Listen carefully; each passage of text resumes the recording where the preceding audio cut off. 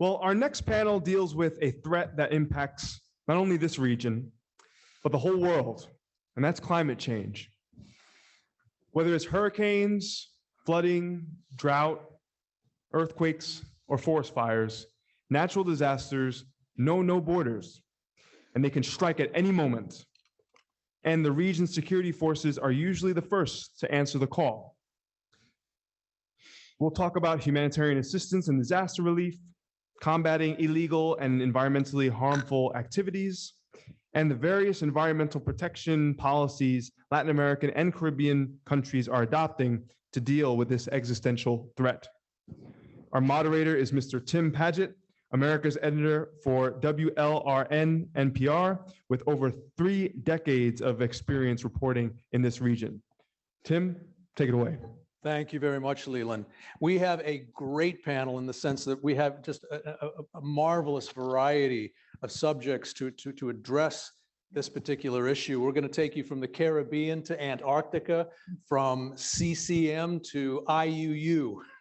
And we will start with CCM. I want to introduce Dr. Erin McFee over here at the far end. She is a visiting professor at the William J. Perry Center for Hemispheric Defense Studies, and she's also a UKRI Future Leaders Fellow at the London School of Economics Latin American and Caribbean Center.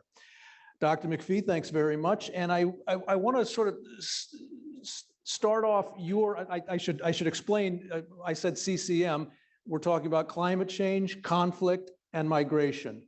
And of course, we've seen this playing out all over the world, particularly in places like Sudan, and it's obvious that it's something that this hemisphere itself is going to have to be dealing with. I know that from my own work. But Erin, you see climate change, conflict, and migration as something a little more intertwined in terms of a nexus, as you call it. Can you explain what you mean by that? Yes, absolutely. And thank you for the question. And thank you all for having me here today. So I developed this framework on conflict, climate change, and migration. So the CCM nexus is something that's sort of for the last 20 years been developed in academic literature. But I spent most of 2022 doing a research project between Libya and Sudan on the ground in 5 different sites in each country to really see how individuals and communities experience this nexus in context. I do have a framework that I might gesture to at the end of my comments, but I don't want to, it's a bit much. So I think I'll just start with some comments. So first, some main points with regards to the CCM nexus. I mean, I think we've really been seeing this play out in the conversations that we've had here so far today. Each panel's topic sort of lends or moves into the topic of climate change, or a conversation about climate change risks in the Latin American region might also gesture to the migration that is resulting from changes in the environment. So really, even in the dialogues that we've had so far, we have begun to see how inextricably linked these 3 dynamics are. And I think what's important to mention in terms of how I'm coming to this is that I'm not a climate change person who's trying to arrive in the domain of security. My background is actually on armed actors, armed conflict, and other forms of organized violence. And I have simply found through the field work that I've been conducting across 7 different countries that it's completely unavoidable to integrate climate change and environmental degradation into these conversations about human security and democratic security. So that's my pathway into this conversation. So some main points that I just wanted to touch on in terms of the findings from the work that I did last year that I feel particularly apply to this hemisphere are that there are very few direct causal relationships. Rather, they're sort of inextricably intertwined correlations between things. So it's not that resource scarcity always causes armed conflict. It's that, for example, resource scarcity in context of, let's say, weak democratic governance and also limited education opportunities or ailing infrastructure might exacerbate the kind of vulnerabilities that can lead to and increase the presence of armed conflict and instability in a given state. So it's really looking for those direct causal linkages can be a little bit problematic sometimes. So I would encourage folks to sort of zoom out a little bit and try to see how these things play into one another. The second thing is that the intersection of climate change, conflict, and migration, and actually requires multi-sector responses. So there are certain strengths and limitations to each of the sectors: public, private sector, international cooperation, NGOs, grassroots organizations, and associations. And they each bring distinct strengths to the table, but because issues with climate change do not respect sovereign borders, because conflict and migration tends to have also effects, if you're thinking about transnational criminal organizations, I mean, by definition, they do not respect sovereign borders, nor do they respect particular domains of society or bureaucracies. They really do require a concerted multi-sector response that does not just bring individuals from each sector or each institution to the table, but is also designed to minimize redundancy, maximize financial and other kinds of capital efficiency, and make sure that the expertise and the strengths of each domain are leveraged appropriately. So I think even in the more progressively minded undertakings of multi-sector responses, it's often the case that people stop at sort of just getting the right people at the table. A lot of thought needs to also go into the design of how that response will actually operate in its everyday implementation. And another brief point would be to advance with a critical approach to securitizing climate change.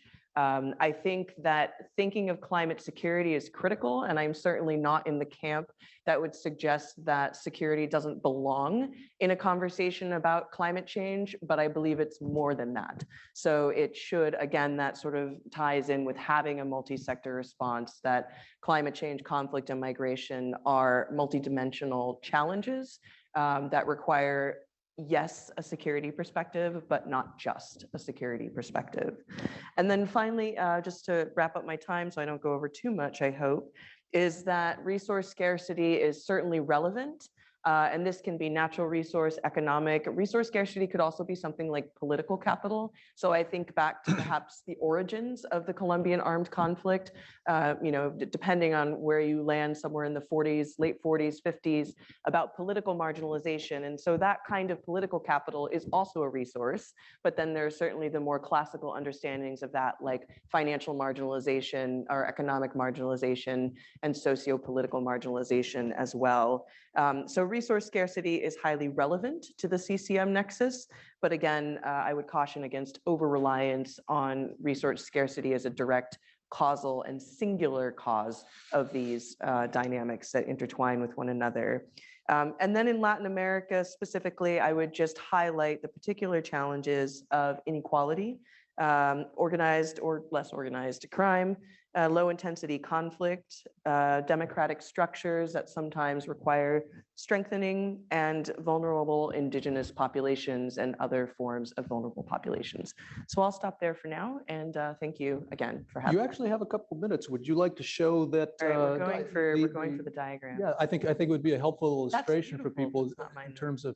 I think actually, Oh, but I don't want to, let the cat out of the bag on Antarctica here. that's actually, Is that? I think that may be on my stuff coming up, Yeah, Erin. I'm trying to, but I don't know how to get out. So this is fascinating. I'm sorry. Now you've seen pictures of Antarctica early. Oh, now Nice preview. I think maybe it's, no. I don't think my slide's in there. It's not locked in. Okay. Yeah. All right. Well, That's then. okay. Actually, if I may just. Sure, please. Okay. Please. Go ahead. So as I mentioned, I have projects going on in multiple countries that enter into the setting based on the reintegration of some formerly armed actor in a given setting, and then focus on how to rebuild the social fabric of a community from the individual and community level, while always maintaining sort of a macro level view on the political and economic dynamics of the situation. So there is one community that I worked in that was a fishing village in Baja California Sur. They had an increased cartel presence in the area. And there was a concern by the elders of the community that the youth were becoming quite disenfranchised with life there and were all going to leave. And the legacy of the fishing village, this was just last year that we did this, the legacy of the fishing village would leave along with them and sort of end with the generation now. So they had actually had an NGO there for the prior 15 years that had used sustainable fishing practices as a mechanism for building reconciliation and conflict resolution mechanisms in the community writ large. And I and my team went in and engaged in a participatory research and action project whereby we engaged with the community and the youth and asked them, okay, well, we have these particular interests about the social fabric of the community and violence reduction and conflict resolution. What do you want to do? And they said they wanted to do a coffee table book. And so we spoke with the elders of the community, the fishermen and the youth, and we got in some photographers to teach them and give them workshops on photography. And I taught them how to do interviews, and we just finished printing the coffee table book, done completely by the youth of the community, which also captures the history of the community and the fishing village there. And they're very excited to start integrating it into the libraries of the region there. So that's it's a fascinating. lovely project. Yeah. Thanks for that. I want to move next to Mr. Tony Long. He is the Chief Executive Officer for Global Fishing Watch, based in London. He's going to be speaking to us today about illegal, unreported, and unregulated fishing, or IUU, as I said before. And Tony, one of the things, I mean, you're going to be discussing some very important issues here, such as, the Port States Measures Agreement, a watchdog tool for this sort of illegal, unregulated fishing, et cetera. Also looking at some fascinating scenarios playing out around the world, like CMAR, the Eastern Tropical Pacific Marine Corridor, out on the western coast of South America. But I wanted to sort of start us here, if you could help us understand, at what point does food insecurity, and in this case, fishing, but at what point does food insecurity fall over into the area of national security? Because I think that's one of the most fascinating aspects of this. No, it's a huge challenge for sure. It's quite interesting when you look at the ocean. A lot of people want to try and compartmentalize what you're looking at. So people look at food security maybe alone in the fact that people are seeing us draw on seafood for people's nutrition, etc. And millions of people depend on the ocean for that nutrition, whether it be proteins or the nutrients that fish provide. And of course, any loss in their ability to access that protein is going to detract on their own food security. But that effectively leads to health insecurities, which can see people develop in different ways and force them away from the ocean. But there's no one thing when you look at the ocean can really be seen on its own. So the environmental security that the ocean provides, whether it be mangroves or coral reefs that help protect and give countries the resilience they need to protect themselves from environmental disasters, whether it be tsunamis, floods, etc. When these things are being removed by illegal practices or bad governance of the ocean, then we start to see effects there. And of course, it's an economic lever. And we've heard almost everybody speak today about the economic impacts of not being able to sustainably draw on the ocean's resources. It is, after all, what connects us, whether it be communications, food, transport, and things like that. So immediately you take food security and it becomes a national security matter. Now, if you start to deal with things on a national security matter when there's such a global challenge, then any one country acting on its own is going to find it extremely difficult, because if you look after your own waters, even to the highest degree, if the countries either side are not looking after their waters, then you're immediately starting to see an impact on your own efforts, because the bad behavior just flows and the ocean doesn't see those lines. So, you're trying to protect a resource in this confined area and immediately the bad behavior moves somewhere else. So we've got to take it to an international security level if we're going to deal with this at the heart of the matter. And that doesn't even talk about the high seas, which of course everybody owns. It's the global commons, but nobody's really taken responsibility for it. In the last 20 years of talking at the United Nations, before they finally signed a treaty for the protection of the conservation of ocean resources, 20 years of talking, and still they've got to ratify it. So it takes the international community to come together at a greater pace than that if we are going to deal with climate change as it threatens us at the moment. If you look at fisheries on itself, on its own from the legal and unreported aspect, about a fifth of seafood taken from the ocean is thought to be caught either legally or simply not reported, both illegal activities. And that's worth up to $23.5 billion every year. Now, these figures are difficult to judge because it's illegal activity. No one's writing it down. It's having to be assessed. But that activity is starting to skew the science, which threatens the sustainability of the oceans. It threatens the health of the oceans and the well-being of the millions of people that depend on it. So somehow we've got to come together. And what we're seeing in this region is people doing that. So actually, Latin and Central America are moving forward on one concept that we call transparency, which is open data. If we can democratize what we know is happening out on the ocean, then people can come together very quickly. It's extremely cheap to share data, and it's extremely effective if that data is shared, whether it be for academic use, because research drives the science, which will drive the policy, or in that trust we've heard people talking about, because if people are sharing the data, people can see exactly what's happening.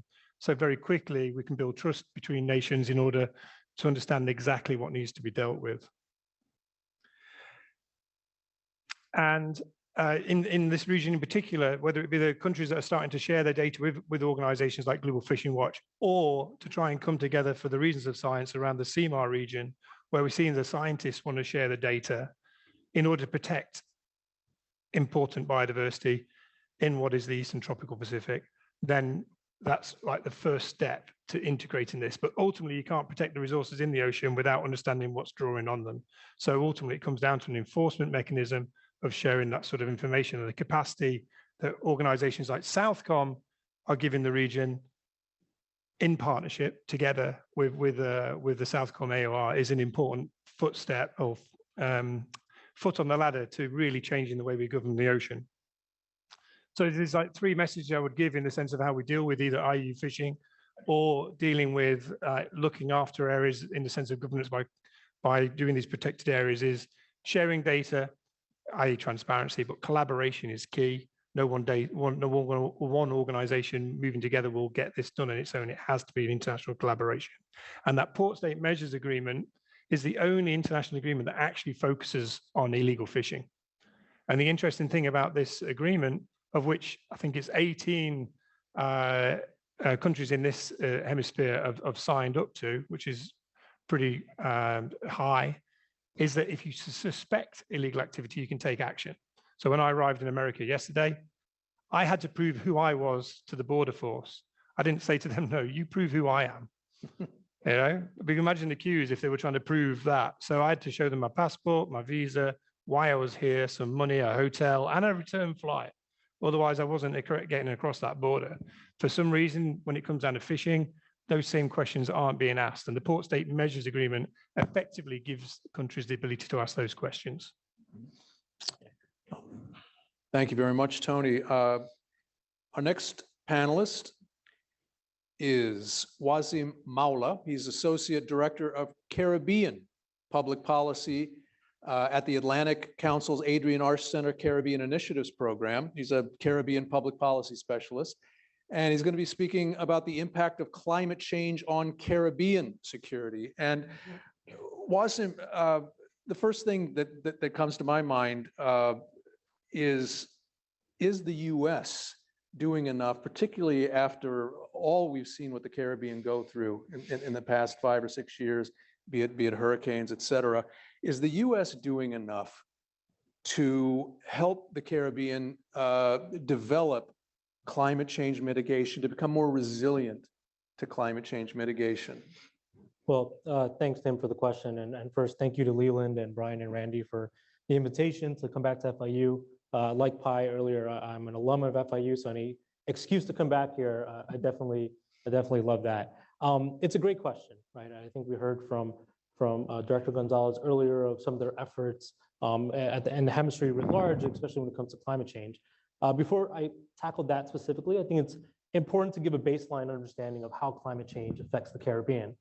Yes, we know about the Atlantic hurricane season and what that does to infrastructure, people, and economies, but it becomes a little bit more complex when you look specifically at the region itself. I'd like to break it up into three parts. One is sudden onset events. So these are the ones that so you see across headlines, the hurricanes, flash flooding, tropical storms, things like that. They have maximum impact in a really short span of time. But it's really also the second part, which is the slow onset events, right? So we see rising temperatures, rising sea levels, ocean acidification, as you having maximum impact over a longer period of time. And most countries, most regions in the world experience both. In the Caribbean particularly, because of where its location is, it more frequently is experiencing a combination of it. So really what's happening is because of the slow onset effects, it strips away some of the natural barriers to help with some of the more sudden onset effects. And a good example of that is, for example, in Guyana and Suriname, right? What happens is the rising temperatures over a longer period of time sort of dries out the topsoil. And topsoil in these countries, it really helps absorb water. So when you have rainfall, it limits the amount of flooding. But because of these rising temperatures, it's limited the absorptive capacity. So you're seeing an increase in flash flooding across these countries, right? So it's really important to understand how climate change works in the Caribbean in order to understand really what needs to be done. And it really needs to be, to one of my fellow panelists talked about it, a multi-sectoral, a holistic approach to it. Now, to the point of what the US is doing, the current US administration has taken a more climate-friendly approach to the region. I think there's partially understanding what's going on in the Caribbean, but I think just globally, there's a broader recognition and urgency to attack the climate crisis. So there's a greater realignment between the United States and countries in the Caribbean. And one of the things that has come out of that, Vice President Harris at the Summit of the Americas last year launched what's called the US Caribbean Partnership to Address the Climate Crisis 2030. And this is really something that is focused on addressing climate change, but also helping with the clean energy transition. And there's several key pillars to what's also called PAC 2030 that I think are really important with regard to this issue. I mean, yes, it focuses on development financing for climate resilient infrastructure, clean energy, institutional partnership, but where the most important pillar there that they're focusing on is on building capacity. If Caribbean countries, based on size of population, size of their markets, have real challenges to absorb resources. So the US can't exactly give $1 billion to the Caribbean and say, okay, go ahead and fix your climate problem, invest in climate adaptation and mitigation efforts. What you first need to do is build capacity within regional organizations, within national governments, emboldening civil society, emboldening the private sector. And this is something that PAC 2030 is supposed to do. It's a great idea. At the moment, it's still an idea, a framework that needs to be implemented. It's been a year since it has been announced, but there's a lot of work that we're doing at the Atlantic Council, for example, on looking at pathways for the US to sort of help with climate resiliency. And the second thing that I think, perhaps the US needs to do a little bit more of is how we think about the region. When Samantha was up here earlier in the day talking about security, she spoke a lot about Trinidad and Tobago. When Jackie was up here, she talked a lot about Haiti. And one anecdote I'd love to give is it's only the Caribbean when you're outside of the Caribbean. When you're inside the Caribbean, you're Guyanese, you're Trinidadian, you're from Belize. And it speaks really to how the region views itself and how the world sees it. So the US has to adopt an approach that, yes, looks regionally, right, at the Caribbean, a group of small states, but also needs to recognize the diversity there, especially when it comes to national and subnational interests. And why does this matter for climate change? We like I said, hurricanes are the #1 things that we talk about when it comes to climate change in the Caribbean. However, not all Caribbean countries are experiencing hurricanes. Not all Caribbean countries are seeing sargassum and end up at its shores. Not all of them are experiencing significant levels of rainfall. I mean, the Caribbean is, in my opinion, as a region, there's water inequality. You have water scarce nations in the Eastern Caribbean, but then you look down to Guyana, Suriname, and Belize, and they have an abundance of water. So it's important, yes, to have these regional approaches, but there needs to be a significant level of bilateral assistance and engagement that goes along with US policy. Thank you very much, Wazim. And to my left here, Michele Devlin. She's a professor of environmental security at the US Army War College, and also an expert on Arctic health and human security, if I'm not mistaken as well. But today, she's going to be talking to us about Antarctica and climate security. And so, Michele, obviously, one of the things that I wanted to ask you right off the bat is we've already seen with our experience with the Arctic region, how climate change has been melting that zone and in the process creating shipping lanes that Russia has been very aggressively trying to exploit, creating just a real ripe national security concern for us there. Do you see any of the same sort of concerns, any of those same sort of Russia-related issues, let's say, in the offing when we watch this phenomenon happen in Antarctica? Thank you, Tim. Where you just have been doing research, I should say. Just came back. Yeah, came back a few weeks ago. I thank you so much, Tim, for moderating, and Leland for the invitation, and all of you. Thank you. It's an honor to be here. So yeah, Antarctica, I would say the short answer is yes. The Russians, as well as the Chinese, are basically playing the same game. It's the same playbook that we've seen up in the Arctic. They're repeating it on steroids in Antarctica. I was quite amazed to come back just a month ago in terms of what I was seeing there. And I think you've heard probably similar themes, how climate is changing our concerns. We're seeing differences in how the physical environment is changing. And then as someone who does climate migration, we're also seeing changes in the human populations within areas and how they move and shift and evolve because of climate. So what we're seeing basically with looking at the two polar regions, they are warming anywhere from 3 to 7 times faster than anywhere else on Earth. It's phenomenal what is going on. And the analogy I use for my war college students who are colonels, generally some generals, but primarily colonels, is it's basically like sharks circling the water, literally circling the water, looking for opportunities. So what we're concerned about in the two polar regions, and certainly in the South Pole, the two polar regions, and including in the South Pole area, there is a lot of interest now from different nations in resources, things like oil, gas, shipping lanes, sea lanes, fishing, greater access to fishing and marine resources. And then also, as we're looking at climate change and long-term warming and dryness going on in the planet, what's the greatest resource, for instance, in Antarctica?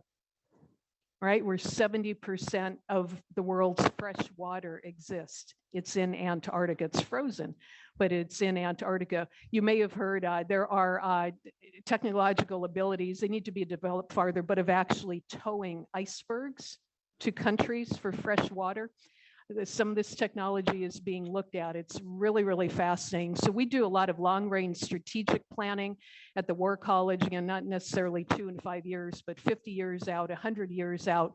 Think how valuable to a lot of different countries, some of our adversaries and friends, how valuable a continent will be when it's filled with ice, when it's filled with melting ice and fresh water. So there is a huge amount of interest, both in the North Polar area and the Southern Polar region. To give you an example, I'm just gonna show you a picture here. Take a look at this map. And when we talk about these issues that Tim talked about in warming, what's wrong with the map? And I bet most of us have maps like this in our books, on our cell phones, things that we've used. I've seen this kind of map used a lot in security organizations. What are we missing? Yeah, it's like an entire continent. An entire continent is not on the map. How many of you grew up to when even the Arctic up north was not on maps, right? It was all kind of ice and they would kind of cut off the map sort of around Canada. You wouldn't look up a whole lot more. Now we have more maps with the Arctic on it. We're completely missing a continent. The Arctic is an ocean surrounded by 7 nations, 8 nations include Iceland. Antarctica is an actual continent. And just to give you the visual here, and it's huge.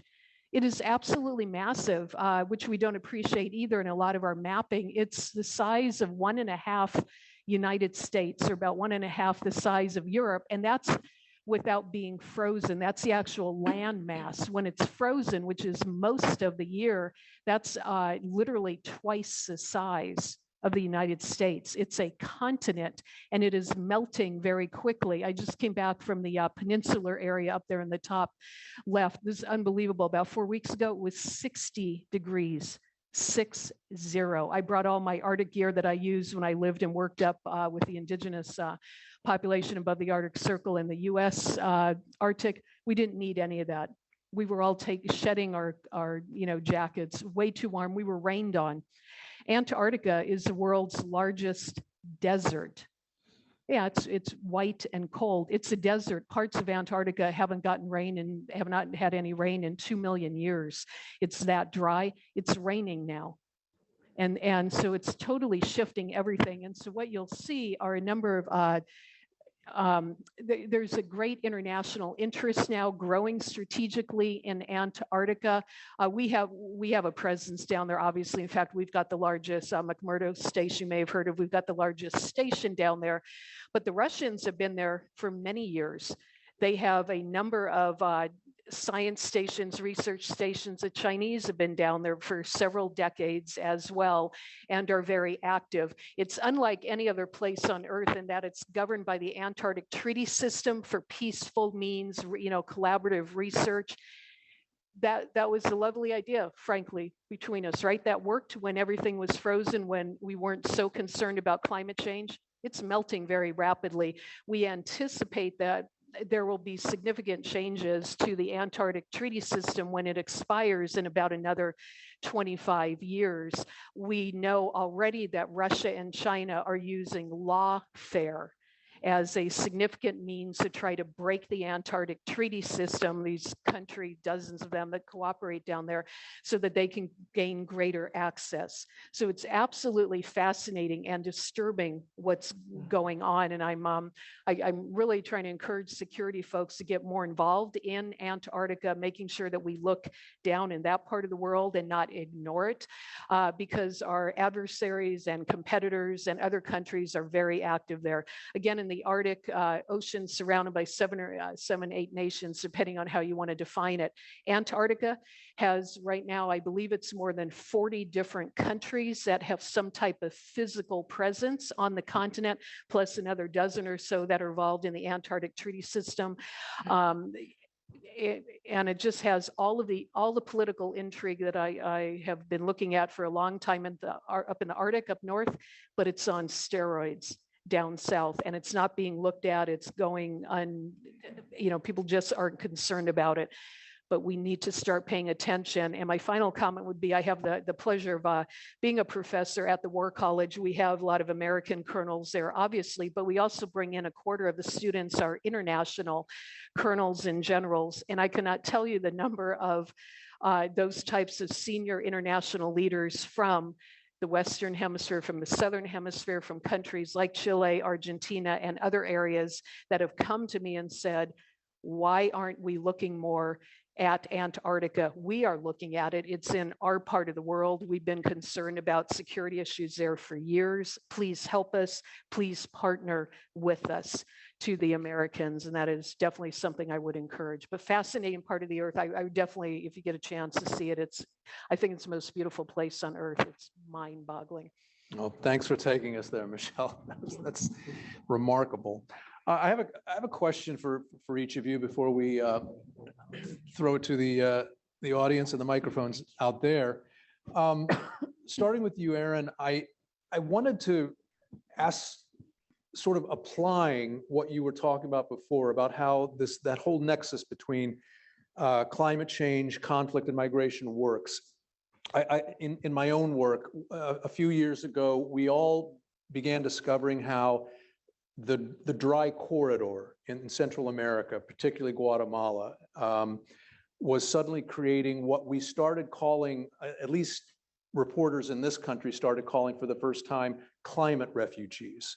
And we were particularly seeing them here coming in from Guatemala, coming into the Guatemalan communities like Lake Worth. And they were telling us about how a clearly climate change related phenomenon in that dry corridor was forcing them out. But I'm curious if you could help me understand also how conflict comes into that equation, because that's also a region of the hemisphere where we have the worst, some of the worst gang activity, for example. How do you see that examples like that dry quarter phenomenon playing out in terms of how violent groups, conflict, of that nature exploits situations like that maybe we should be bracing ourselves for more of here in this hemisphere that we've seen in the other hemisphere? Great. Thank you so much for the question. I'm actually thrilled you asked that because I'm just preparing a module for this for tonight for the Perry Center's course on climate change and implications for defense and security. So this will be my dry run. Thanks. Glad to help. So actually, I have these two examples that I really think through this nexus idea with. One is from Sudan and one is from Colombia.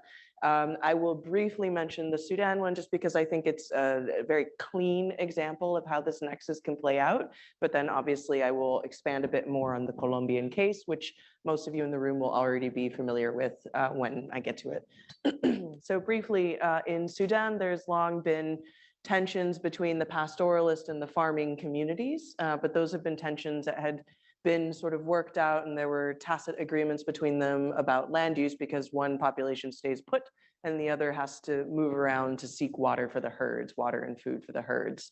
Now, climate change has resulted in rising temperatures and desertification, which has resulted in less water and less land that can be productive for farming. So tensions have increased between these groups over the past decade or so. And then you add to that a conflict in South Sudan that created hundreds of thousands of refugees that moved up into a refugee camp that had previously been land that was used by both the pastoralists and the farmers.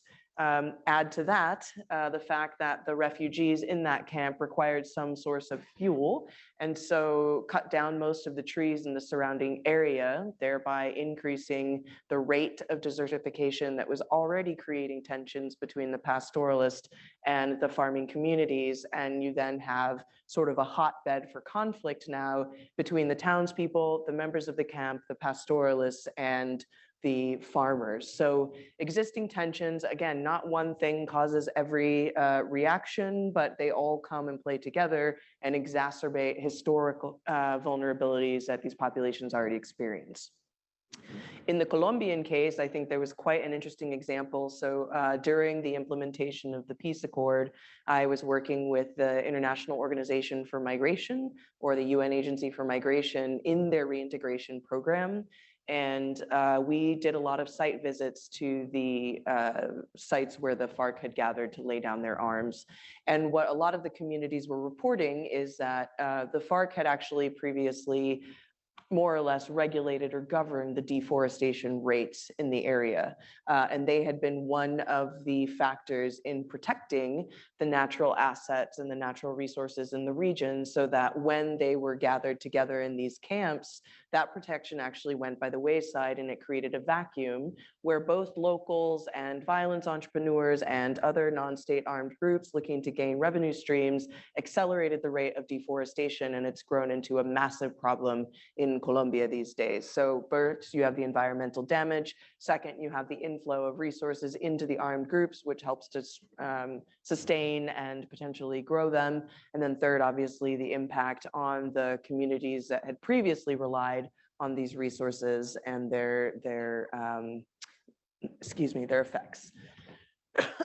So that's sort of some examples of how it all plays in together. I've got plenty more, but I'll leave it there for now. No, thank you for connecting those volatile dots. Tony, I wanted to ask you, in addition to the, what you described, the illegal, unreported, and unregulated fishing, and how that is depleting fish stock in our oceans. I was wondering if I could ask you just describe a little bit more how climate change itself, or what you see as the main way climate change itself in the world is depleting our fisheries around the world.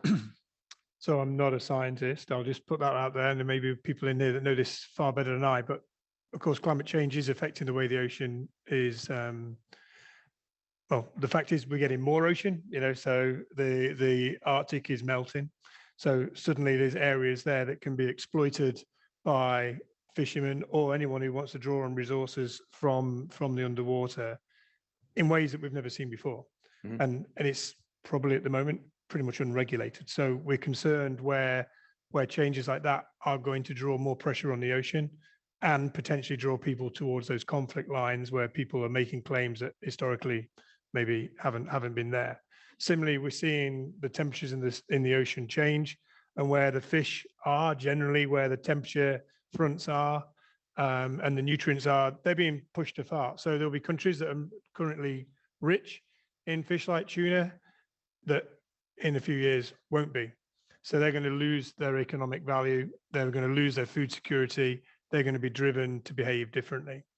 And if they're driven out onto the high seas, which again, as I've said, is currently poorly regulated, poorly governed, then it becomes a free-for-all for those few nations that have the technical capacity to extract the resources there, at will, effectively. So they're the sort of things we need to look at. And I mean, all of the military agencies in the world that have global reach have strategy documents have been looking forward 30 years and have been saying that this sort of thing is going to be what generates the conflicts of the future as highlighted. And we need to get a grip to exactly how we manage this. Is that why projects like CMAR are so important in terms of teaching us how to deal with what you've just described?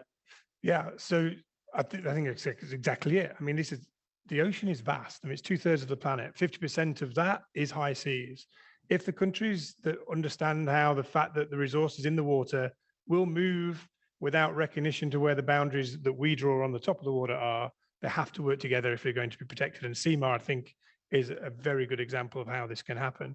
And there's a few people in the audience from the technical side. We're seeing governments willing to use their own national resources and then draw on less traditional resources like non-government organizations that have the skill sets to provide support. So this is not about, this is about using every resource available. So Ecuador is a really good example. In Ecuador, they have a good surveillance system themselves. So looking at the ocean, the Navy is very geared into what's happening both on the high seas and in the waters of the country. Yet they're willing to partner with non-government organizations in order to enhance that, whether it be WWF, Wild Aid, who are represented, and a little bit of work with Global Fishing Watch. And they're getting the best of all of those communities in order to really bear down on what's needed and expose the problems. And we're seeing governments also lean in to assist Ecuador, which we've heard the stories. So anyone from Ecuador doesn't mind me using that as an example, but it's a really good example about how different organizations come together for the greater good. Well, thank you. Wazim, I'm going to utter a word that I'm sure has been uttered a lot at this particular conference, but China. When we look at addressing Caribbean climate security, for years now, we've been watching China's incursion into the Caribbean with things like infrastructure, the Belt and Road project, et cetera, building ports for the Bahamas, building highways for Jamaica. Should we also be concerned about how China would be making incursions into the climate change mitigation and resilience arena if we're too complacent about this? That's a good question, an interesting question. I know that there's a strategic competition panel coming up relatively soon. You know, it's really interesting. China, yes, it builds massive infrastructure projects, where it's historically done so in the Caribbean. And usually these are massive ones because it's really not worth the risk of some smaller investments. I think that in the next sort of, right now there's a lower point with regard to sort of Chinese engagement in the Caribbean, partially because of the pandemic. Chinese private sector is just finding it very costly because of just global supply chains and the rising cost of shipping. It's become very difficult to work in the Caribbean. You have a 12-hour time difference. You have language barriers, and there's an overall preference from Caribbean private sector and Caribbean governments to work with China, not to mention that 5 of the CARICOM states are allies of Taiwan.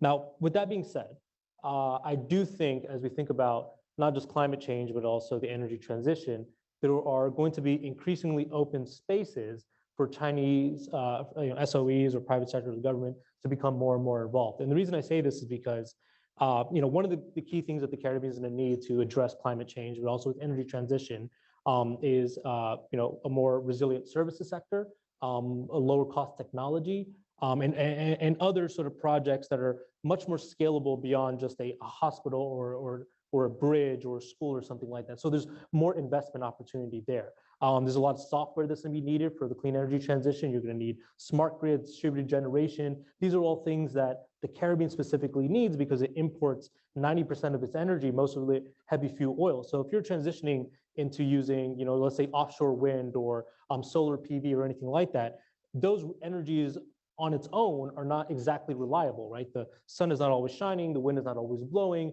You need, if you're not using fossil fuels or natural gas or oil to back it up, what you need is batteries, right? And what is something that China is investing in or is producing is critical minerals, is lithium-ion batteries. Things like hydrogen-based battery solutions have become really prevalent in the Caribbean over the next 10 to 15 years. On the climate side, I think that we're going to start to see more Chinese engagement and is, we always talk about the small markets of the Caribbean and how this is a hindrance to overall investment.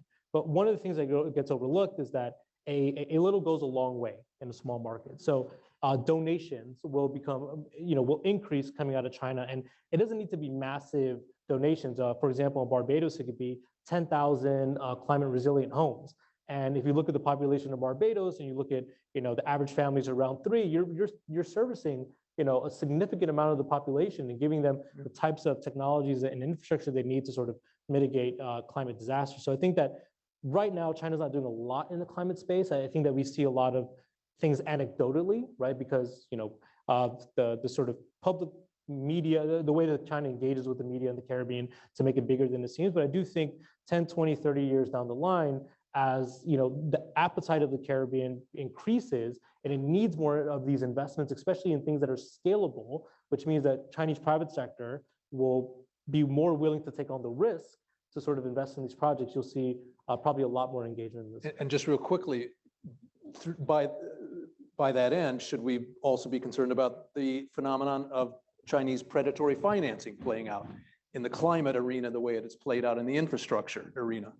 Yeah, I mean, I think, Caribbean countries are going to need, finance, right? Juan Gonzalez talked about it earlier. Most of these countries are middle, but also high income countries. So they're not really qualifying for, appropriate blended capital or concessional financing. It's really easy to go to China to get that financing, despite there being the political challenges that come with it. I think that there is here an opportunity for the United States. Listening to what Juan's comments are and sort of providing additional financial tools for EXIM or DFC to underwrite investments to make private sector in the US much more competitive is really the way to go. So that's a way to sort of course, the way that US democracy works, you can't force private sector to invest anywhere, but if you make it much more attractive, then it'll automatically become competitive with China. And it doesn't need to be, the US here and China here in order for the US to sort of win out. It just needs to be almost at an even level playing field. I mean, the Caribbean governments prefer to work with the US and prefer to work with US private sector companies for a variety of reasons, if not just geographic proximity. I mean, you can't really get most places in the Caribbean without having to go through Miami, for example. So there's a preference for the US, and I think making private sector competitive in the region is definitely the way to go. Thank you. Michele, I want to touch on something you mentioned right at the end of your presentation before. You were talking about how Chilean and Argentine military colonels and generals were saying to the US, we need you to engage us. We need you to work with us on this potential crisis in Antarctica. And so I wanted to ask you, to your mind, what are the specific ways that the US institutions like the military should be helping Argentine and Chilean institutions like their militaries engage what's happening in Antarctica? Excuse me. I think what we need and we'll probably see more of in the future, hopefully, are maybe models similar to what we're doing up north in the Arctic. So when we do trainings, when we do exercises, a lot of times up north, we look to our allies, like obviously NATO allies like the Norwegians. the Canadians, the Danes, with Greenland, and we do a lot of joint training, a lot of joint exercises. We have meetings all day long, literally. I mean, I'm usually triple booked every hour of the day on Arctic task force activities, working groups, long-range strategic planning, conferences, briefings. We're pretty active with our allies up north. For the Arctic, we're just not paying attention enough down south. It's off our radar, literally off of our maps sometimes because they're outdated. And I think we need to just start having more discussions and working with our allies like the Chileans, Argentinians, the people from New Zealand, Kiwis, the Australians, South Africans. They have a vested interest in that part of the world. It's very close to them. And, again, so I think ultimately we're probably looking, more joint training, more exercises. Again, it's trickier because Antarctica at this point is still governed by the Antarctic Treaty System, which means peaceful operations, research activities. We don't have a military presence in Antarctica. It's not allowed, it's not allowed. You'll see the military involved, like the Americans, like the New York National Guard, we talk with their colonels all the time, and they fly the large planes that go back and forth to actually provide logistics for the National Science Foundation and that type of thing. But we need to be able to start having strategic security conversations that go beyond military planning for the next 2 years or 5 years. These types of climate issues, you heard, they can often be slow moving. They can be immediate, but they can often be slow moving too. And we need to really start doing planning jointly 20 years, 50 years, 100 years down the road, because our competition, there are definitely elements of them that are doing that kind of long range planning. And if I could, I was going to comment too on Tony and I were kind of talking in the back earlier about some of the challenges with fishing and illegal fishing. We've seen that even in Antarctica. I'd mentioned how lawfare is one of the main instruments of power now that the Chinese and Russians are doing very effectively, trying to get a foothold into the Antarctic Treaty System and ultimately maybe in the next 20 years or so, break that or make it more accessible to them. But for the past 6 years, they've been very active in blocking some of the one element of the Antarctic Treaty System, or the CAMLAR protocols, basically looking at marine resources. And the Antarctic Treaty System tries to keep people out and far away from gaining access to marine resources. And it's very complicated how the countries vote and approve and disapprove things. But bottom line is the Chinese and Russians have worked together the past 6 years and been very effective in gaining, or at least blocking, encroachment on their access to areas around Antarctica. So this whole illegal fishing issue is something we definitely are seeing it up north. We definitely talk about it a lot in the Arctic. I was amazed to see it going on even in the southern polar area, in the Southern Ocean. And of course, why we're concerned about that is not just because of the overfishing and the encroachment into national territory and exclusive economic zones, but that a lot of the, we worry about this with the Russians too, a lot of their operations on the continent as well as on the water are dual use. They're doing more than just scientific research. They're doing more than just catching fish to feed their country. They're doing military surveillance, military monitoring, coordinating, ocean satellites and monitoring what they're doing, this type of thing. I think you know that a number of the fishing vessels, certainly on China's end, are often militarized. You've got weapons on there. It can be a weaponized fishing fleet issue. We worry about it up north. And then also, I know a lot of us here and in the audience do climate migration, and it's women and kids, and we look at migrants and displaced populations. A lot of the crews that are on some of the Chinese fishing vessel operations are trafficked. They're from other countries, particularly in Southeast Asia, the Pacific.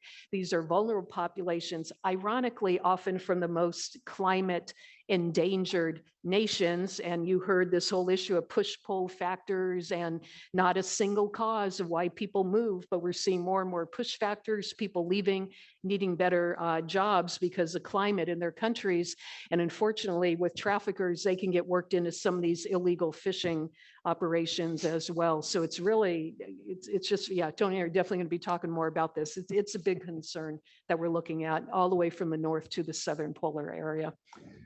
Well, I'd like to open up the discussion to the audience, please. If you have any questions, so we have microphones there and there. Are there any questions that you have for the panel on, as I said, on this fascinating variety of approaches to the climate security issue in this hemisphere? Yes, yes, sir. My name is Volker Anding. I'm the former German Consul General here in Miami. A couple of years ago, I spent 2 weeks in Antarctica at the research station of Uruguay. And of course, one of the aspects that we discussed there was the militarization. And at the time, it was very clear that, of course, nothing military should go on there. You hinted at some China and Russian activities. Is there any indication that they will actually put some military use equipment on the continent? You mentioned the weaponized ships. That's about as close as it gets now. Are there any indications for further putting some military installations or possibilities, capabilities on the continent?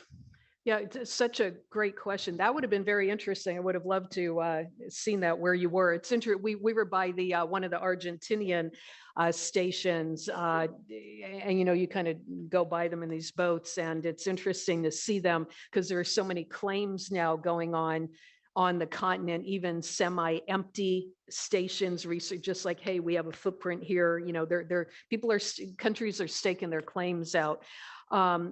I do know that recently the Chinese now are upping their presence on the continent with upgrades of some of their stations, and we are concerned about it from a military standpoint, not troops and that type of thing, but from support for their ocean monitoring satellite systems that they have. In fact, that just came out, I think, a few weeks ago, and so.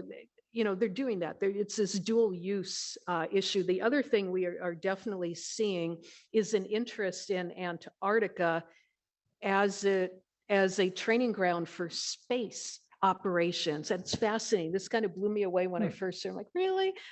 Then it totally makes sense. So you think of the McMurdo Station, the dry valleys there, they have not had rain for 2 million years. They literally look like the moon, and Mars. It's that kind of terrain that you've seen in photographs. The extreme cold, you know, the minus 120 in some days, you know, temperatures in the middle of the continent, or the 200-mile-an-hour wind chills, that type of stuff.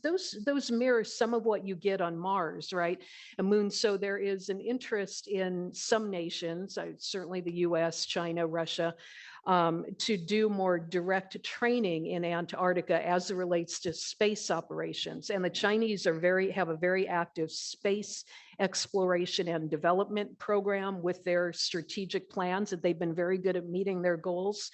And it was interesting. I saw just recently some of the photographs of the bases that they were wanting to establish in outer space, basically on different, you know, moon, Mars, these types of things. They look so similar to what they have in Antarctica, and positioned over frozen water on planets and some of the same technology. So long range, again, I question where we're going to be with the Antarctic Treaty System by 2048, 2049. I think there are so many inroads. And again, that analogy of sharks circling and smelling opportunity, I'm worried about it. Yeah, great question. Thank you. Any other questions for the panel? None? Well, then I would like to very much thank Erin McFee, Tony Long, Wazim Mowla, and Michele Devlin. Thank you very much for your fascinating insights on this. And I would like to thank all of you for attending. I'd love to thank again Leland Lazarus and FIU for this fascinating conference and for the opportunity to take part in it. Thanks to all of you and have a great day.